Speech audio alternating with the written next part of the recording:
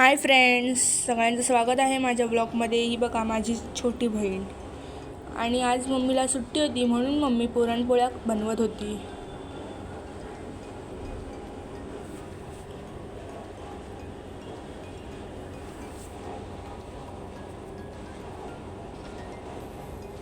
आणि हो, मलाही सांगा तुम्ही पुरणपोळ्या खाल्ल्या की नाही होळीमध्ये.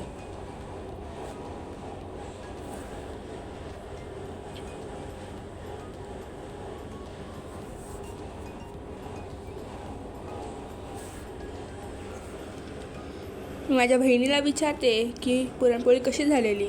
छान झाल्यात पुरणपोळ्या. पप्पा काय करतायत बघूया आपण. रसना. आणि हे बघा, मी आत्ता पुरणपोळी माझ्या आजीला दिली आणि आजी शेकवत आहे.